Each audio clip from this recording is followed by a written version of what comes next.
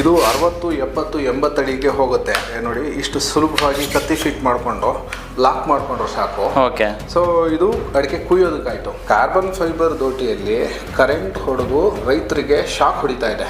ಅದಕ್ಕೆ ನಾವು ಏನು ಮಾಡಿದ್ದೀವಿ ಅಂತಂದರೆ, ನಮ್ಮ ಕಂಪನಿಯ ಪ್ರತಿ ಲಾಕಲ್ಲೂ ಕರೆಂಟ್ ಫಿಲ್ಟರ್ ಟೆಕ್ನಾಲಜಿ ಇದೆ. ಈ ಡಬಲ್ ಲಾಕ್ ಇಂಟರ್ಲಾಕ್ ಅಂತ ಮಾಡಿದ್ದೀವಿ.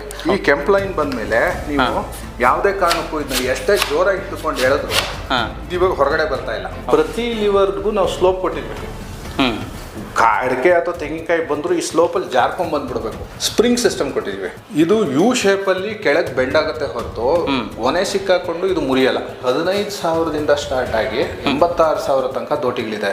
ಯಾವುದೇ ಸ್ಪೇರ್ ಪಾರ್ಟ್ಸ್ ಬೇಕಾದ್ರೂ ಬಿಡಿ ಭಾಗಗಳು ನಮ್ಮಲ್ಲಿ ಲಭ್ಯ. ಸ್ಪ್ರೇ ದೋಟಿ ಇದು. ನೀವು ರಿಂಗ್ ಸಿಸ್ಟಮ್ ನೋಡ್ಬೋದು ಇಲ್ಲಿ.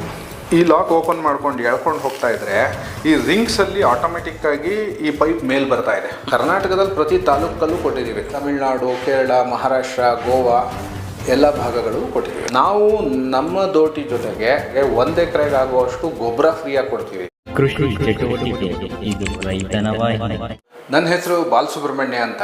ಈಗ ಆಲ್ರೆಡಿ ರೈತರಿಗೆ ಗೊತ್ತಿರೋ ಹಾಗೆ ಅಮೆರಿಕದಿಂದ ನನ್ನ ತೋಟಕ್ಕೆ ಈಗ ಅಡಿಕೆ ಬೆಳೆಯಲ್ಲಿ ರೈತರು ಮರ ಹತ್ತಿ ಜಾರು ಬೀಳೋದು, ಆಮೇಲೆ ಅವ್ರಿಗೆ ಮಳೆಗಾಲದಲ್ಲಿ ಮಲೆನಾಡಲ್ಲಿ ವಿಪರೀತ ಮಳೆ, ಮರಕ್ಕೆ ಪಾಚಿ ಕಟ್ಟಿರುವಂಥ ಮರಗಳನ್ನು ಹತ್ತಿ ಅವರು ಜಾರು ಬೀಳೋದು, ಈ ಥರ ಸಮಸ್ಯೆಗೆ ನನ್ನ ತೋಟಕ್ಕಾಗಿ ಈ ದೋಟಿ ಅನ್ನೋ ಕಾನ್ಸೆಪ್ಟನ್ನ ಇಂಟ್ರೊಡ್ಯೂಸ್ ಮಾಡಿದೆ. ಈ ದೋಟಿ ಕಾನ್ಸೆಪ್ಟ್ ಏನಪ್ಪ ಅಂತಂದರೆ ತುಂಬ ಸಿಂಪಲ್ಲು. ಈ ಒಂದು 6 ಅಡಿ ಉದ್ದ ಇರೋ ಎಕ್ವಿಪ್ಮೆಂಟ್ನ ನಾವು ಈ ಥರ ಲಾಕ್ಗಳನ್ನು ಹಿಂಗೆ ಓಪನ್ ಮಾಡ್ತಾ ಹೋಗ್ಬೋದು. ಇದು 60, 70, 80 ಅಡಿಗೆ ಹೋಗುತ್ತೆ. ಸೊ ಇದನ್ನು ಸ್ಟೆಪ್ ಬೈ ಸ್ಟೆಪ್ ಈ ಥರ ಹೇಳ್ಕೊಂಡು ಹೋಗ್ತಾ ಇರಬಹುದು. ಇದು ಅಡಿಕೆ ಕುಯ್ಯೋದಕ್ಕೆ, ತೆಂಗು ಕುಯ್ಯೋದಕ್ಕೆ ಅಥವಾ ಯಾವುದೇ ಎತ್ತರದ ಮರಗಳು, ಹಲಸು, ಮಾವು ಆ ಥರ ಮರಗಳಿಗೆ ಇದು ಲಾಕ್ಗೆ ನೋಡಿ ಇಷ್ಟು ಸುಲಭವಾಗಿ ಕತ್ತಿ ಫಿಟ್ ಮಾಡಿಕೊಂಡು ಲಾಕ್ ಮಾಡಿಕೊಂಡ್ರೆ ಸಾಕು. ಓಕೆ. ಸೊ ಇದು ಅಡಿಕೆ ಕುಯ್ಯೋದಕ್ಕಾಯಿತು. ಇಲ್ಲಿ ನೀವು ನೋಡ್ತಾ ಇರೋದು ತುದಿಲಿ ನಾವು ನಾಸಲ್ ಫಿಟ್ ಮಾಡಿದ್ದೀವಿ. ಓಕೆ. ಅದು ನಿಮಗೆ 70, 80, 90 ಅಡಿ ತನಕ ಸ್ಪ್ರೇಗೆ ಯೂಸ್ ಆಗುತ್ತೆ. ಪ್ರತಿ ವರ್ಷ ಅಟ್ಲೀಸ್ಟ್ ಒಂದು 200ರಿಂದ 300 ಕೂಲಿ ಕಾರ್ಮಿಕರು ಮರ ಹತ್ತಿ ಜಾರು ಬಿದ್ದು ಸಾಯ್ತಾ ಇದ್ರು. ಅದು ಈಗ ಆಲ್ಮೋಸ್ಟ್ ಸಂಪೂರ್ಣ ನಿಲ್ಲೋ ಸ್ಟೇಜಿಗೆ ಬಂದಿದೆ. ಈಗ ನಮ್ಮ ದೋಟಿಗಳಲ್ಲಿ ಹೊಸ ಟೆಕ್ನಾಲಜಿ ಏನೇನು ಮಾಡಿದ್ದೀವಪ್ಪ ಅಂತಂದರೆ, ಈ ಲಾಕಲ್ಲಿ ನಾವು ಹಲ್ಲಿನ ತಂತ್ರಜ್ಞಾನ ಮಾಡಿದ್ದೀವಿ. ಇಲ್ಲಿ ಹಲ್ಲುಗಳಿದೆ. ಹಾಂ ಸರ್. ಇದೇನು ಮಾಡುತ್ತೆ, ಬಿಗಿಯಾಗಿ ಹೀಗೆ ಲಾಕ್ ಮಾಡಿದಾಗ ಈ ಹಲ್ಲುಗಳು ಕಚ್ಚುತ್ತೆ. ಓಕೆ. ಆ್ಯಂಡ್ ದೆನ್ ಈಗ ಅತಿ ಮುಖ್ಯವಾದ ಸಮಸ್ಯೆ ರೈತರಿಗೆ ಏನಾಗ್ತಾ ಇದೆ ಅಂದರೆ, ಕಾರ್ಬನ್ ಫೈಬರ್ ದೋಟಿಯಲ್ಲಿ ಕರೆಂಟ್ ಹೊಡೆದು ರೈತರಿಗೆ ಶಾಕ್ ಹೊಡಿತಾ ಇದೆ. ಅದರಿಂದ ಕೆಲವರು ಜೀವ ಕಳ್ಕೊತಾ ಇದ್ದಾರೆ, ಕೆಲವ್ರಿಗೆ ಕೈ ಸುಟ್ಟೋಗ್ತಾ ಇದೆ, ಈ ಥರ ಎಲ್ಲ ಆಗ್ತಾ ಇದೆ. ಅದಕ್ಕೆ ನಾವು ಏನು ಮಾಡಿದ್ದೀವಿ ಅಂತಂದರೆ, ನಮ್ಮ ಕಂಪನಿಯ ಪ್ರತಿ ಲಾಕಲ್ಲೂ ಕರೆಂಟ್ ಫಿಲ್ಟರ್ ಟೆಕ್ನಾಲಜಿ ಇದೆ. ಓಕೆ. ಇದು ಹೇಗೆ ಕೆಲಸ ಮಾಡುತ್ತೆ ಅಂತಂದರೆ, ಈ ಪೈಪು ಕರೆಂಟ್ ಲೈನ್ ಟಚ್ ಆದರೆ ಈ ಲಾಕಲ್ಲಿ ಆಲ್ಮೋಸ್ಟ್ 40% ಕರೆಂಟು ಫಿಲ್ಟ್ರ್ ಆಗಿ 4ನೇ ಪೈಪು ಅಥವಾ 4ನೇ ಲಾಕ್ಗೆ ಬಂದಾಗ 440 ವೋಲ್ಟೇಜ್ ಕರೆಂಟು ಯಾವುದೇ ಕಾರಣಕ್ಕೂ ಇಲ್ಲಿಂದ ಕೆಳಗೆ ಬರೋದಿಲ್ಲ. ಹಾಗೆ 11,000 ವೋಲ್ಟೇಜ್ಗೆ ಟಚ್ ಆದರೆ ಏನಾಗುತ್ತೆ ಅಂತಂದರೆ, 11,000 ವೋಲ್ಟೇಜ್ಗೆ ಒಂದು ಪೈಪ್ ಟಚ್ ಆದರೂ ಅಲ್ಲೇ ಸುಟ್ಟೋಗುತ್ತೆ ಅದು. ಆದರೆ ಕೆಳಗಡೆ ನಾವು 11,000 ವೋಲ್ಟೇಜ್ಗೂ ಪ್ರೊಟೆಕ್ಷನ್ ಕೊಟ್ಟಿರ್ತೀವಿ ಈ ಪೈಪಲ್ಲಿ. ಎರಡೂ ಕೈನ ಕೆಳಗಿನ ಪೈಪ್ ಹಿಡಿದಾಗ ಏನಾಗುತ್ತೆ, ಅಟ್ಲೀಸ್ಟ್ 95% ತನಕ ರೈತನಿಗೆ ಸುರಕ್ಷತೆ ಇರುತ್ತೆ. ಯಾವುದೇ ಕಾರಣಕ್ಕೂ ರೈತ ಏನು ಮಾಡಬೇಕು, ಒಂದು ಕೈ ಮೇಲ್ಗಡೆ ಕರಿ ಪೈಪಲ್ಲಿ, ಇನ್ನೊಂದು ಕೈ ಈ ಕೆಳಗಡೆ ಹಿಡಿದಾಗ 11,000 ವೋಲ್ಟೇಜಿಗೆ ಟಚ್ ಆದಾಗ ಮೇಲ್ಗಡೆ ಹಿಡಿದಿರೋ ಕೈ ಸುಟ್ಟೋಗ್ಬಿಡುತ್ತೆ. ಸೊ ಹಾಗಾಗಿ ಎಲ್ಲ ರೈತರು ಕೆಳಗಡೆ ಹಿಡ್ಕೊಂಡಿರೋ ಪೈಪ್ನ ಹಿಡಿದು, ಸೇಫ್ಟಿ ಮುಖ್ಯ.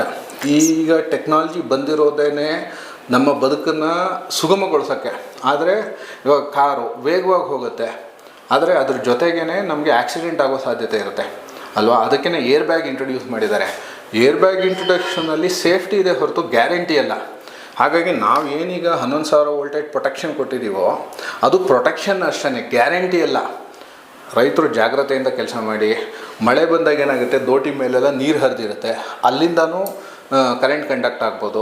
ಅಥವಾ ನಾವು ಪ್ರೊಟೆಕ್ಷನ್ ಸಿಸ್ಟಮ್ ಕೊಟ್ಟಿರೋದು ಅವರು ಕಲ್ಲು ಮೇಲೆ, ಮುಳ್ಳು ಮೇಲೆ ಯಾವ್ದಾದ್ರು ಕತ್ತಿ ಏಟು ಹೊಡೆದು ಕ್ರ್ಯಾಕ್ ಆಗಿರಬಹುದು. ಅದೆಲ್ಲ ಚೆಕ್ ಮಾಡಿಕೊಂಡು ಸೇಫ್ಟಿನ ಆದಷ್ಟು 11,000 ವೋಲ್ಟೇಜಿಂದ ದೂರ ಕೆಲಸ ಮಾಡಿ. ಯಾಕಂದರೆ ಭಯದಿಂದನೇ ಏನಾಗುತ್ತೆ, 11,000 ವೋಲ್ಟೇಜ್ ಲೈನ್ ಪಕ್ಕ ಕೆಲಸ ಮಾಡುವಾಗ ಅದು ಎಳೆಯುತ್ತೆ ನಮ್ಮನ್ನು. ವೈಬ್ರೇಷನ್ಸ್ ಬರುತ್ತೆ, ಆ ಭಯಕ್ಕೆ ನಾನು ಹೋಗಿ ಟಚ್ ಮಾಡಿಬಿಡ್ತೀವಿ. ಸೊ ಆ ಥರ ಲೈನ್ ಪಕ್ಕ ಇರೋ ಗೊನೆಗಳನ್ನು ತುಂಬ ಸೇಫ್ಟಿಯಿಂದ ತೆಕ್ಕೊಳ್ಳಿ, ಇಲ್ಲಾಂದರೆ ಲೈನ್ ಆಫ್ ಮಾಡ್ಕೊಂಡು ಕೆಲಸ ಮಾಡಿ. ಯಾಕಂದರೆ ದೋಟಿ ಟಚ್ ಆದ್ರೂ ದೋಟಿ ಉಳಿಸ್ಕೊಳ್ಳೋಕೆ ಹೋಗಿ ಎಷ್ಟೊಂದು ಜನ ಹೋಗಿ ಮೇಲ್ಗಡೆ ಪೈಪ್ ಹಿಡಿದು ಅದರಿಂದ ಕರೆಂಟ್ ಹೊಡೆಸ್ಕೊಂಡಿದ್ದಾರೆ. ನೆಕ್ಸ್ಟ್ ರೈತನಿಗೆ ಮುಖ್ಯವಾದ ಸಮಸ್ಯೆ ದೋಟಿಯಲ್ಲಿ ಏನಪ್ಪ ಅಂದರೆ ಲಾಕ್ಗಳು ಕಟ್ಟಾಗೋದು. ಲಾಕ್ ಯಾಕೆ ಕಟ್ಟಾಗುತ್ತೆ? ಮುಂಚೆ ಏನಾಗ್ತಾ ಇತ್ತು, ನಾವು ಇದಕ್ಕೆ ಕತ್ತಿ ಹಾಕಿ ಗೊನೆನ ಎಳೆದಾಗ ಪೈಪ್ಗಳು ಮೇಲ್ಗಡೆ ಬಂದ್ಬಿಡ್ತಾ ಇತ್ತು. ಅದನ್ನು ಬಗೆಹರಿಸಕ್ಕೆ ನಾವೇನು ಮಾಡಿದ್ದೀವಿ, ಈಗ interlock technology, double lock interlock ಅಂತ ಮಾಡಿದ್ದೀವಿ. ಅದೇನಪ್ಪ ಅಂತಂದರೆ ಇಲ್ಲಿ ನೀವು ನೋಡ್ತಾ ಇರೋದು ಹೊರಗಡೆ ಒಂದು ಲಾಕು, ಅದಲ್ಲದೆ ಪೈಪ್ ಒಳಗಡೆ ಇನ್ನೊಂದು ಇಂಟರ್ಲಾಕ್ ಸಿಸ್ಟಮ್ ಇದೆ. ಅದು ಹೇಗೆ ಕೆಲಸ ಆಗುತ್ತೆ ಅಂತಂದರೆ, ಇವಾಗ ಈ ಪೈಪ್ನ ಫುಲ್ ಕೆಳಗಡೆ ಎಳೆದೆ ಮೇಲ್ಗಡೆಗೆ, ಈ ಕೆಂಪ್ ಲೈನ್ ಬಂತು. ಹೌದು, ಈ ಕೆಂಪ್ ಲೈನ್ ಬಂದಮೇಲೆ ನೀವು ಯಾವುದೇ ಕಾರಣಕ್ಕೂ ಇದನ್ನ ಎಷ್ಟೇ ಜೋರಾಗಿ ಹಿಡ್ಕೊಂಡು ಎಳೆದ್ರು ಇದು ಇವಾಗ ಹೊರಗಡೆ ಬರ್ತಾ ಇಲ್ಲ. ಹೌದು, ಯಾಕಂದರೆ ಒಳಗಡೆ ಒಂದು ಇಂಟರ್ಲಾಕ್ ಇದೆ. ಓಕೆ, ಸೊ ಹಾಗಾಗಿ ಇದರಲ್ಲಿ ಮೇಂಟೆನೆನ್ಸ್ ಫ್ರೀ ದೋಟಿ ಅಂತೀವಿ. ಯಾಕಂದರೆ ಇದರಲ್ಲಿ ಲಾಕ್ಗಳು ಕಟ್ಟಾಗೋ ಸಮಸ್ಯೆ ಇಲ್ಲ. ಏನು ಇನ್ನೊಂದು ರೈತರಿಗೆ ಸಮಸ್ಯೆ ಬರುತ್ತೆ ಅಂತಂದರೆ, ತೆಂಗು ಕುಯ್ಯುವಾಗ ಈ ಲಾಕ್ಗಳ ಮೇಲೆ ಈ ತೆಂಗಾಗ್ಬೋದು, ಅಡಿಕೆಕಾಯಿ ಬಿದ್ದು ಲಾಕ್ ಕಟ್ಟಾಗುತ್ತೆ. ಅದಕ್ಕೆ ಏನು ಮಾಡಬೇಕು, ನಾವು ಮರದಿಂದ ಒಂದು 4 ಅಡಿ 10 ಅಡಿ ದೂರದಲ್ಲಿ ಸ್ಲ್ಯಾಂಟಾಗಿ ಕುಯ್ಬೇಕು. ಮರದ ಕೆಳಗಡೆ ಕುಯ್ದಾಗ ಏನಾಗುತ್ತೆ, ಗೊನೆ ನಮ್ಮ ದೋಟಿ ಮೇಲೆ ಬಂದ್ಬಿಡುತ್ತೆ, ಗಿಳದ ಮೇಲೆನೆ. ಅವಾಗ ಈ ಲಾಕ್ಗಳಿಗೆ ಸಿಕ್ಕಾಕೊಂಡು ಅಥವಾ ಜೋರಾಗಿ ಬಂದು ಹೊಡೆದು ಇಲ್ಲಿ ಕಟ್ಟಾಗೋ ಸಾಧ್ಯತೆ ಇರುತ್ತೆ. ಅದಕ್ಕೆ ಏನು ಮಾಡಿದ್ವಿ, ಇಲ್ಲಿ ನೋಡಿದ್ರೆ ನೀವು ಪ್ರತಿ ಲಿವರ್ಗೂ ನಾವು ಸ್ಲೋಪ್ ಕೊಟ್ಟಿದ್ವಿ. ಅಡಿಕೆ ಅಥವಾ ತೆಂಗಿನಕಾಯಿ ಬಂದರೂ ಈ ಸ್ಲೋಪಲ್ಲಿ ಜಾರ್ಕೊಂಡ್ ಬಂದ್ಬಿಡ್ಬೇಕು, ಆ ರೀತಿ ಸಿಸ್ಟಮ್ ಕೂಡ ಮಾಡಿದ್ದೀವಿ. 80 ಅಡಿ 90 ಅಡಿ ಎಲ್ಲ ಇರುತ್ತಲ್ವಾ, ಅಷ್ಟೊಂದು ಹೈಟ್ ಹೋಗಿರುತ್ತೆ. ಆಮೇಲೆ ನೀವು ಇನ್ನೊಂದು ಪಾಯಿಂಟು ಹೇಳಿದ್ರಿ, ಸೊ ಲೈಟ್ ವೇಟ್ ಅಂತಾನು ಹೇಳಿದ್ರಿ. ನಾವು ಕಾಯಿ ಕೀಳ್ಬೇಕಾದ್ರೆ ಅದ್ರ ಮೇಲೆ ಪ್ರೆಷರ್ ಬೀಳುತ್ತೆ. ಹೌದು, ಸೊ ದೋಟಿ ಮುರಿದೋಗೋ ಚಾನ್ಸಸ್ ಇರಲ್ವಾ ಸರ್? ಕರೆಕ್ಟ್, ಒಳ್ಳೆ ಪ್ರಶ್ನೆ ಇದು. ಸೊ ದೋಟಿ, ನಮ್ಮ ದೋಟಿಯಲ್ಲಿ ಇದರಲ್ಲಿ ಏನು ಮಾಡಿದೀವಿ ನಾವು, ಸ್ಪ್ರಿಂಗ್ ಸಿಸ್ಟಮ್ ಕೊಟ್ಟಿದ್ವಿ. ಓಕೆ, ಸ್ಪ್ರಿಂಗ್ ಸಿಸ್ಟಮ್ ಏನಪ್ಪಾ ಅಂತಂದ್ರೆ, ಇದು ಮೇಲ್ಗಡೆ ಹೋಗಿ ಯಾವ್ದಾದ್ರು ಅಡಿಕೆಕಾಯಿ ಸಿಕ್ಕಾಕೊಂಡ್ರೆ ಇದು ಯು ಶೇಪಲ್ಲಿ ಕೆಳಗೆ ಬೆಂಡ್ ಆಗುತ್ತೆ ಹೊರತು ಗೊನೆ ಸಿಕ್ಕಾಕೊಂಡು ಇದು ಮುರಿಯಲ್ಲ. ಏನಕ್ಕೆ ಸ್ಟ್ರೈಟ್ ಆಗಿರೋದು ಹೀಗೆ ಯು ಶೇಪಲ್ಲಿ ಬೆಂಡ್ ಆಗುತ್ತೆ, ಗೊನೆ ಕೆಳಗಡೆ ಬಿಟ್ಮೇಲೆ ಸ್ಟ್ರೈಟ್ ಆಗುತ್ತೆ. ಅಂಡ್ ಅದು ಎಷ್ಟೇ 1,00,000 ಸತಿ ಬೆಂಡ್ ಆದ್ರೂ ವಾಪಸ್ ಸ್ಟ್ರೈಟ್ ಆಗುತ್ತೆ, ಯಾವುದೇ ಕಾರಣಕ್ಕೂ ಮುರಿಯಲ್ಲ. ದೋಟಿ ಮುರಿಯೋದು ಯಾವಾಗಪ್ಪ ಅಂತಂದ್ರೆ, ಮೇಲಿಂದ ಕೆಳಗೆ ಬಿಟ್ಟಾಗ ಕೆಳಗಡೆ ಕಲ್ಲಿದ್ರೆ, ಯಾವ್ದಾದ್ರು ಟ್ರ್ಯಾಕ್ಟರ್ ಬಾಡಿ ಮೇಲೆ ಬಿತ್ತು, ಕಾಂಪೌಂಡ್ ಮೇಲೆ ಬಿತ್ತು, ಕಲ್ ಮೇಲೆ ಬಿದ್ದಾಗ ಅದಕ್ಕೆ ಮೂಗೇಟ್ ಅಂತ ಹೊಡೆಯುತ್ತೆ. ಆ ಮೂಗೇಟ್ ಹೊಡೆದಾಗ ಮಾತ್ರ ದೋಟಿ ಕ್ರ್ಯಾಕ್ ಆಗೋ ಸಾಧ್ಯತೆ ಇರುತ್ತೆ. ನೆಲದ ಮೇಲೆ, ಫ್ಲಾಟ್ ನೆಲದ ಮೇಲೆ, ಮಣ್ಣು ನೆಲದ ಮೇಲೆ ನೀವು ಎಷ್ಟೇ 1000 ಸತಿ ಬೆಳೆಸಿದ್ರು ಅದು ಮಟ್ಟವಾಗಿರೋ ಸ್ಥಳದಲ್ಲಿ ಬಿದ್ದಾಗ ಏನಾಗಲ್ಲ. ಮಧ್ಯದಲ್ಲಿ ಚೂಪೇಟ್ ಬಿಡಬಾರ್ದು ಅಷ್ಟೇನೆ. ಇಲ್ಲ ಅಂತಂದ್ರೆ ದೋಟಿ ಡ್ಯಾಮೇಜ್ ಆಗಕ್ಕೆ ಕರೆಂಟ್ ಲೈನ್ ಕಾರಣ. 440 ವೋಲ್ಟೇಜ್ ತನಕ 2 ಲೈನ್ಗೆ ಟಚ್ ಆದ್ರೆ ಶಾರ್ಟ್ ಆಗಿ ಬರ್ನ್ ಆಗುತ್ತೆ. 11,000 ವೋಲ್ಟೇಜ್ ಅಲ್ಲಿ ಒಂದೇ ಲೈನ್ ಟಚ್ ಆದ್ರೂ ಇಮಿಡಿಯೇಟ್ ಸುಟ್ಟೋಗ್ಬಿಡುತ್ತೆ ದೋಟಿ. ಸೊ ಅದ್ರ ಕಾರಣದಿಂದ ಲೈನ್ ಹತ್ರ ಜಾಗ್ರತೆಯಿಂದ ಕೆಲಸ ಮಾಡ್ಬೇಕು ನಾವು. ಇವಾಗ ಇದು ನಮ್ಮ 60 ಅಡಿ ದೋಟಿ, ಇದರಲ್ಲಿ 9 ಲಾಕ್ ಮಾಡಿದ್ದೀವಿ. ಇಲ್ಲಿ 70 ಅಡಿ ನೋಡ್ತಾ ಇದ್ರ, ಇಲ್ಲಿ 11 ಲಾಕ್ ಇದೆ. ಇಲ್ಲಿ 80 ಅಡಿ ದೋಟಿ ಇದೆ, ಇಲ್ಲಿ 12 ಲಾಕ್ ಇರುತ್ತೆ. ಸೊ ಈ ತರ ಚೇಂಜ್ ಇರುತ್ತೆ. ಆಮೇಲೆ ಇದರದ್ದು ಕಾಸ್ಟ್ ಅಷ್ಟೇನೆ, ನಮ್ಮಲ್ಲಿ 15,000ದಿಂದ ಸ್ಟಾರ್ಟ್ ಆಗಿ 20 ಅಡಿ ಕುಯ್ಯೋ ದೋಟಿ. ನಮ್ಮಲ್ಲಿ 86,000 ತನಕ ದೋಟಿಗಳಿದೆ. ಅದರಲ್ಲೇ ಕ್ವಾಲಿಟಿನೂ ಇದೆ. ಇವಾಗ ಇಲ್ಲಿ ನಾವೇನು 70 ಅಡಿ ದೋಟಿ ನೋಡ್ತಾ ಇದೀವಲ್ಲ, ಇದು ತಮಗೆ ನಾನು 45,000ದಿಂದ ಹಿಡಿದು 74,000 ತನಕ ಮಾಡೆಲ್ ಇದೆ. ಕಾಸ್ಟ್ ಕಡಿಮೆ ಆಗ್ತಾ ಇದ್ದಂಗೆ ದೋಟಿ ಬಳಕೋದು ಜಾಸ್ತಿ ಆಗುತ್ತೆ. ದೋಟಿ ಬಳಕ್ದಾಗ ರೈತನಿಗೆ ಮೈ ನೋವು, ಶೋಲ್ಡರ್ ಪೈನು, ಕುತ್ತಿಗೆ ಪೈನ್ ಬರುತ್ತೆ. ಏನಕ್ಕೆ ಅಂದ್ರೆ ಅವನು ಕುಯ್ಯೋಕ್ಕೆ ಈ ತರ ಕತ್ತಿ ಹಾಕುವಾಗ ಹಿಂಗ್ ಶೇಕ್ ಆಗ್ತಾ ಇರುತ್ತೆ, ಅದನ್ನ ಅವನು ಮೇಲೆತ್ತಿ ಹಿಂಗ್ ನೋಡ್ತಾ ಇರ್ತಾನೆ.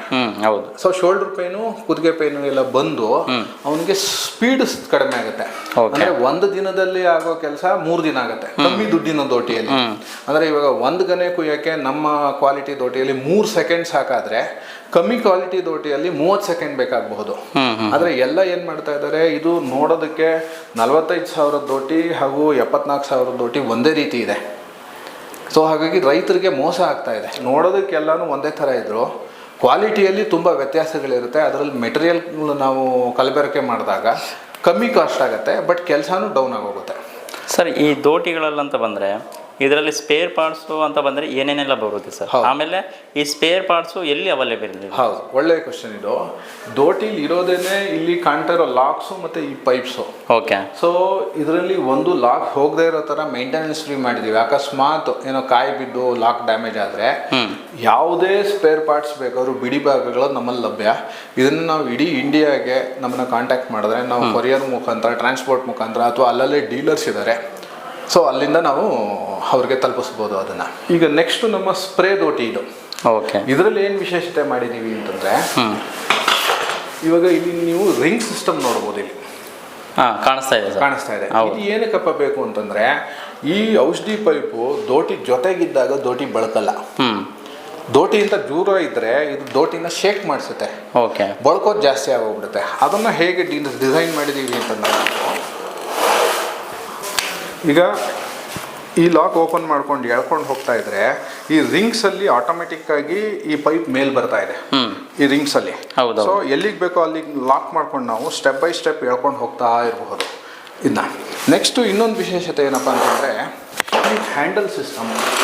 ಈ ಹ್ಯಾಂಡಲ್ ಸಿಸ್ಟಮ್ ಏನಕ್ಕೆ ಬೇಕು ಅಂತಂದರೆ, ದೋಟಿನ ನಾವು ಹೀಗೆ ಸ್ಟ್ರೈಟಾಗಿ ಇಟ್ಕೊಂಡು ಸ್ಪ್ರೇ ಮಾಡಿದಾಗ ಏನಾಗುತ್ತೆ, ಕುದಿಗೆ ನೋವು ಬರುತ್ತೆ.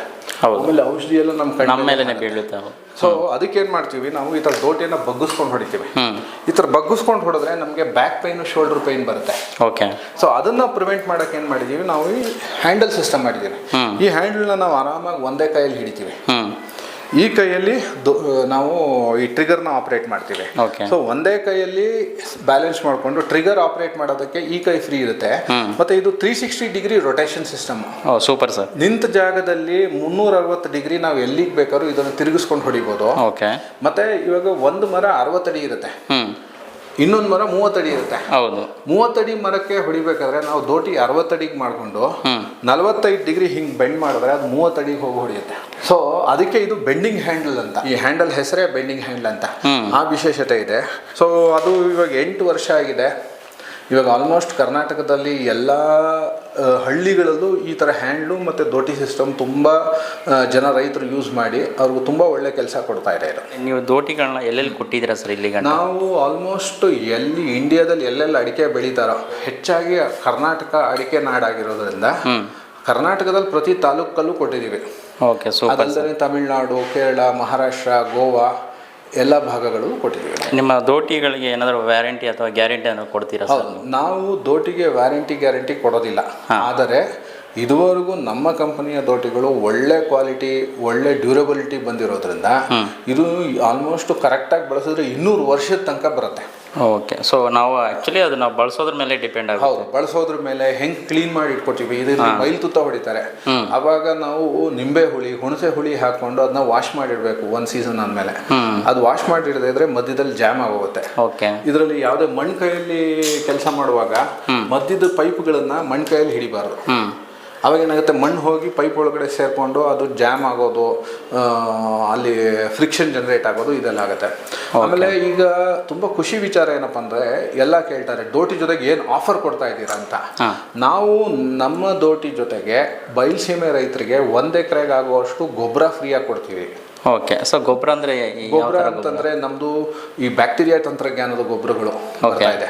ಸೊ ಅದನ್ನು 1 ಎಕರೆಗೆ ನಾವು ನೀರಲ್ಲಿ ಮಿಕ್ಸ್ ಮಾಡಿಕೊಂಡು ಹಾಕುವಂಥ ಗೊಬ್ಬರ ಫ್ರೀಯಾಗಿ ಕೊಡ್ತಾ ಇದ್ದೀವಿ. ಓಕೆ. ನಮ್ಮ ಮಲೆನಾಡು ರೈತರಿಗೆ ತುಂಬ ಸಮಸ್ಯೆ ಇರೋದು ಕೊಳೆ ರೋಗ, ಎಲೆ ಚುಕ್ಕಿ ರೋಗ. ಎರಡಕ್ಕೂ ಕೆಲಸ ಆಗುವಂಥ ಔಷಧಿ ಇದ್ರ ಜೊತೆಗೆ 1 ಲೀಟರ್ ಫ್ರೀಯಾಗಿ ಕೊಡ್ತಾ ಇದೀವಿ. ದೋಟಿ ಜೊತೆಗೆ ಫ್ರೀಯಾಗಿ ಕೊಡ್ತಾ ಇದೀವಿ. ಅದು ನ್ಯಾನೋ ತಂತ್ರಜ್ಞಾನದಲ್ಲಿ ಮಾಡಿರೋ ಔಷಧಿ. ಕೊಳೆ ರೋಗಕ್ಕೆ, ಎಲೆ ಚುಕ್ಕಿ ರೋಗಕ್ಕೆ ಒಂದೇ ಔಷಧಿ ಇಡೀ ಜಗತ್ತಲ್ಲೇ ಇಲ್ಲ. ನಮ್ಮ ಔಷಧಿ ಮಾತ್ರ ಎರಡಕ್ಕೂ ಕೆಲಸ ಆಗುವಂಥದ್ದು. ಅಂತ ಔಷಧಿನ ದೋಟಿ ಜೊತೆಗೆ ಆಫರ್ ಆಗಿ ಫ್ರೀಯಾಗಿ ಕೊಡ್ತಾ ಇದೀವಿ. Super sir. ಹಾಗಾದ್ರೆ ಸೊ ಯಾವುದೇ ರೈತರಿಗೆ ಏನೇ ಮಾಹಿತಿ ಬೇಕಾದರೂ ನಮ್ಮ ಕಾಂಟ್ಯಾಕ್ಟ್ ನಂಬರ್ 9606142520, 72593504887 ಇದಕ್ಕೆ ಸಂಪರ್ಕಿಸಿ. ಧನ್ಯವಾದ.